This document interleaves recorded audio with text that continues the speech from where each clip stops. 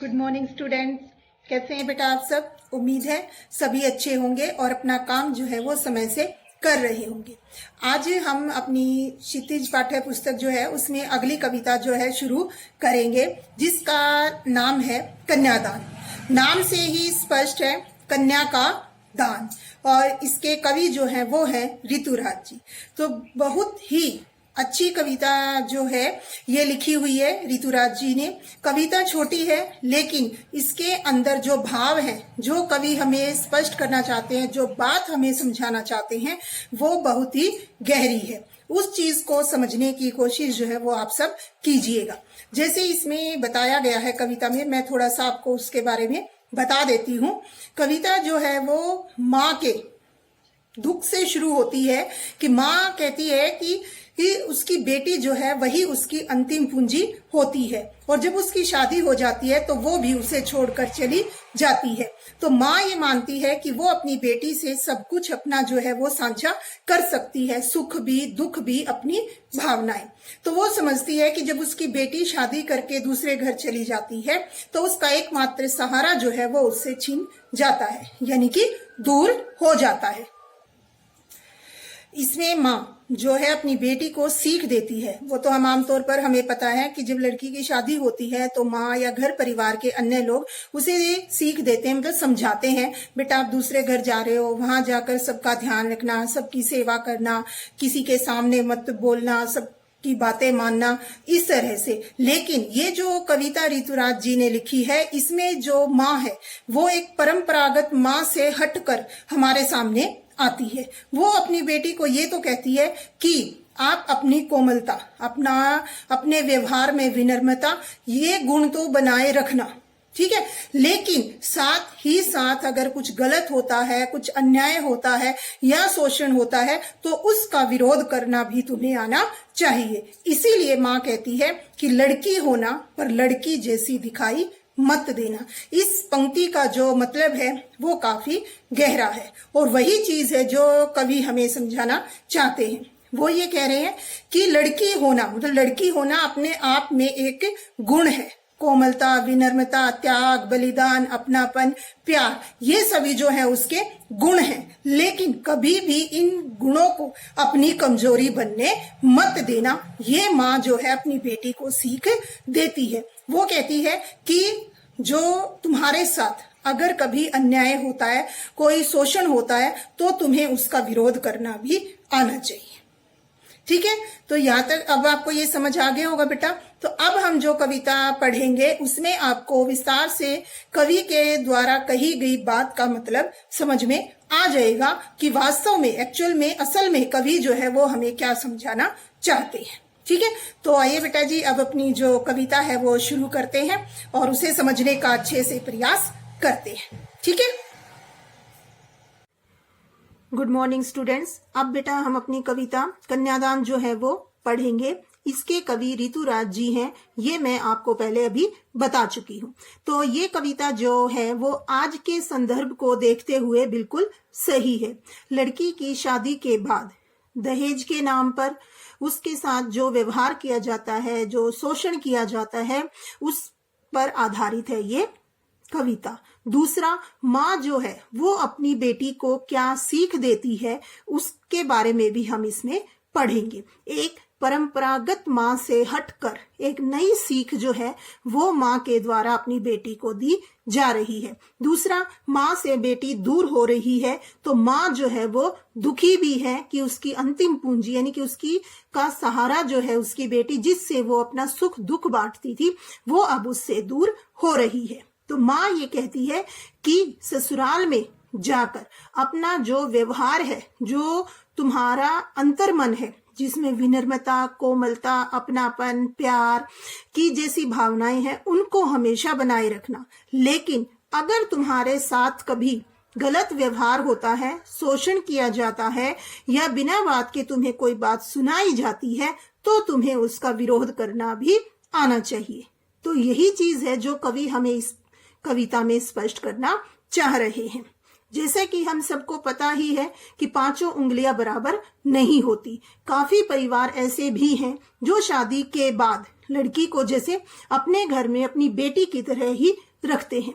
तो ये मतलब उन लोगों पर व्यंग्य है जो शादी ब्याह को एक व्यापार समझते हैं और दहेज लाने के बाद भी लड़की को तंग करते हैं। पहली बात तो यही है कि दहेज जो है मांगना या लेना देना दोनों ही गलत है। माँ बाप अपनी मर्जी से अपनी बेटी को अगर कुछ देते हैं तो उसमें उनका प्यार छिपा हुआ होता है, उनका अपनापन अपनी बेटी के प्रति होता है। लेकिन इसको दहेज का नाम देकर जो परंपरा शुरू हुई है वो बहुत ही ज्यादा गलत है। तो आइए अब हम अपनी कविता जो है वो शुरू करते हैं। कितना प्रामाणिक था उसका दुख, लड़की को दान में देते वक्त, जैसे वही उसकी अंतिम पूंजी हो। प्रामाणिक यानी वास्तविक, सच्चा। तो इसमें माँ के बारे में बताए जा रहे हैं कि माँ जो है उसका दुख कितना वास्तविक था, सच्चा था, जब वो अपनी लड़की को दान में दे रही थी। कहने का मतलब क्या है कि जब वो अपनी बेटी की शादी करती है और कन्यादान उस समय किया जाता है तो माँ को उस समय कितना दुख हुआ होगा, इस चीज का अंदाजा हम लगा सकते हैं। माँ कहती है जैसे वही उसकी अंतिम पूंजी हो, मतलब कि जो बेटी है उसकी वही उसकी अंतिम पूंजी होती है और उसी को आज वो दान में दे रही है। अंतिम पूंजी से अर्थ ये भी ले सकते हैं कि माँ जो होती है वो अपनी बेटी को अपने संस्कार, अपने रीति रिवाज, परंपराएं, ये सारी चीजें जो है वो समझाती है। माँ उसे समझाती है कि कैसे उसे जाकर अपनी ससुराल में सबके साथ व्यवहार करना है। अब आगे कवि हमें बता रहे हैं, लड़की अभी सयानी नहीं थी, अभी इतनी भोली सरल थी। क्या कह रहे हैं कवि कि लड़की अभी जो है वो ज्यादा समझदार नहीं थी, भोली भाली और सीधी सादी थी कि उसे सुख का आभास तो होता था। मतलब उसे ये तो पता था कि सुख क्या है, इसका अंदाजा वो लगा सकती थी, लेकिन दुख बांचना नहीं आता था। उसे अभी जो दुख होते हैं उनके बारे में जानकारी नहीं थी, उनकी उसे समझ नहीं थी।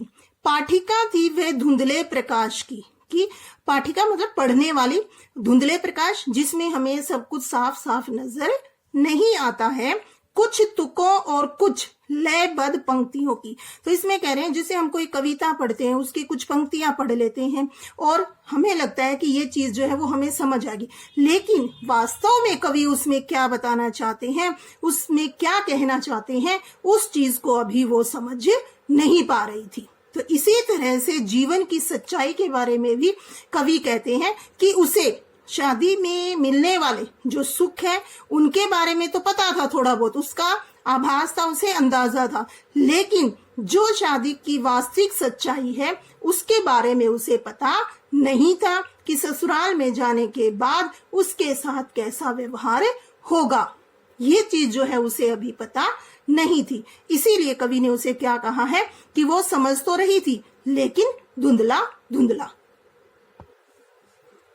अब आगे माँ उसे समझाते हुए कहती है, माँ ने कहा पानी में झांक कर अपने चेहरे पर मत रीझना। मतलब जैसे आमतौर पर हम देखते हैं शादी के बाद लड़की को पानी में डुबोकर या इस तरह से जो मार दिया जाता है, उस पर व्यंग्य करते हुए कवि यहाँ पर हमें कह रहे हैं कि माँ ने कहा पानी में झांक कर कि तुम सुंदर हो, तुम्हारा चेहरा सुंदर है, इस चीज को देखकर कभी भी खुश मत होना। ठीक है, आग रोटियां सेकने के लिए है, जलने के लिए नहीं। अब ये दूसरी बात उन्होंने कही है, पानी वाली बता दी और आग वाली। जैसे आमतौर पर हम देखते हैं कि दहेज के लिए आग में जलाकर मार दिया या पानी में डुबोकर मार दिया, इस तरह की बातें जो सुनने में आती हैं उस पर व्यंग्य किया है यहाँ पर कवि ने। तो माँ कह रही है कि जो आग है वो रोटियां बनाने के लिए होती है, उसमें जलाकर मारने के लिए नहीं। तो ये दोनों बातें कहकर माँ जो है वो अपनी बेटी को समझाना चाहती है कि कभी भी अपनी सुंदरता पर ज्यादा खुश मत होना और हमेशा ये ध्यान रखना कि जो आग है उससे रोटियां बनती हैं, किसी को जलाया नहीं जाता है। वस्त्र और आभूषण शाब्दिक भ्रमों की तरह बंधन है स्त्री जीवन के। वो क्या करें कि जो अच्छे अच्छे शादी के बाद ससुराल पक्ष से जो वस्त्र दिए जाते हैं या जो आभूषण गहने जो है वो बहू को दिए जाते हैं, तो उसमें उसको बांध कर रखा जाता है। मतलब लड़की को ये लगता है कि सब मुझे बहुत ज्यादा प्यार करते हैं, इसीलिए मुझे इतने अच्छे अच्छे कपड़े और गहने मिल रहे हैं, जबकि उसे वास्तविक जो उसके बाद की सच्चाई है उसका पता नहीं होता है। ठीक है, इसीलिए कवि ने उसे क्या कहा है, बंधन है स्त्री जीवन के, कि ये जो अच्छी अच्छी चीजें उसे मिल रही हैं, जिन्हें पाकर वो बहुत ज्यादा खुश हो रही है, वो असल में उसके लिए क्या है, एक बंधन है जो उसे जीवन भर उसमें जकड़े रहते हैं। और लड़की को ये लगता है कि ससुराल वाले उसे प्यार करते हैं, इसीलिए वो उसे गहने दे रहे हैं, जबकि वास्तव में ये गहने क्या है, बेड़ियां हैं, और घर के लोग जो हैं उससे अपना मनचाहा काम करवाते हैं ताकि वो कभी आगे न बोल सके, इसीलिए उसे इन बंधनों में बांध कर रखते हैं। माँ ने कहा लड़की होना पर लड़की जैसी दिखाई मत देना। अब माँ जो अंत में सीख देती है अपनी बेटी को, वो ये कहती है कि तुम लड़की हो, बहुत अच्छी बात है, और हमेशा लड़की बनकर ही रहना। कहने का मतलब क्या, कि जो तुम्हारे अंदर गुण है, जैसे तुम सीधी सादी हो, भोली भाली हो, तुम्हारा व्यवहार कोमल है, विनम्रता है, अपनापन है, प्यार है, ठीक है, ये भाव हमेशा अपने मन में तुम रखना, पर लड़की जैसी दिखाई मत देना, कि तुम्हारे इन गुणों के कारण कोई तुम्हारा शोषण करे तो इस चीज को कभी भी अपने ऊपर हावी मत होने देना। अगर तुम्हारे साथ कुछ गलत होता है, कोई तुम पर अन्याय करता है, शोषण करता है, बिना बात के तुम्हें धमकाता है या ऐसा कुछ भी, तो तुम्हें उसका विरोध करना भी आना चाहिए। ठीक है, आया बेटा यहाँ तक समझ में? तो ये कविता जो है हमारी यहाँ पर समाप्त होती है। तो इस कविता का मुख्य भाव जो है वो क्या है, कि माँ अपनी बेटी को समझा रही है कन्यादान करते समय कि अपने आप को हमेशा तैयार रखना कि कभी कोई अगर तुम्हारे साथ बुरा व्यवहार करता है तो तुम उसका विरोध भी कर सको। तुम्हारे अंदर जो तुम्हारे स्वाभाविक गुण हैं उनको हमेशा बनाए रखना, लेकिन कभी भी जो अगर कुछ गलत होता है तो उसका विरोध करना भी तुम्हें आना चाहिए। ठीक है, तो यहाँ पर ये कविता जो है हमारी समाप्त होती है बेटा। इसमें जैसे अगर हम आमतौर पर देखें तो इसमें जो भाषा का प्रयोग किया गया है वो कवि ने खड़ी बोली का प्रयोग किया है, यानी कि आम बोलचाल की जो हमारी भाषा है उनके शब्दों का कवि ने इसमें काफी प्रयोग किया है। साथ ही साथ हम इसमें थोड़ा विरोधाभास भी देखते हैं कि माँ एक तो ये कहती है कि तुम लड़की हो ना, पर लड़की जैसी दिखाई मत देना, तो इस बात में अपने आप में एक विरोध है, तो इसमें यहाँ पर विरोधाभास हमें दिखाई देता है।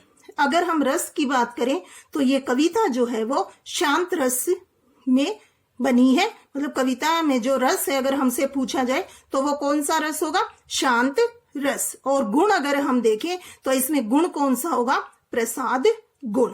ठीक है, उम्मीद है आपको ये कविता अच्छे से समझ में आई होगी। सीधी सी कविता है, लेकिन छोटी भी कविता है, लेकिन इसमें जो मतलब कवि ने हमें बताया है वो काफी गहरा है और उसी को समझने की जरूरत है। ठीक है, तो आप इसको ध्यान से सुनिए, समझिए, और फिर अगर आपको कुछ लगे कि समझ नहीं आ रहा है तो आप मेरे से पूछिए। ठीक है, thank you, have a nice day, take care, bye bye.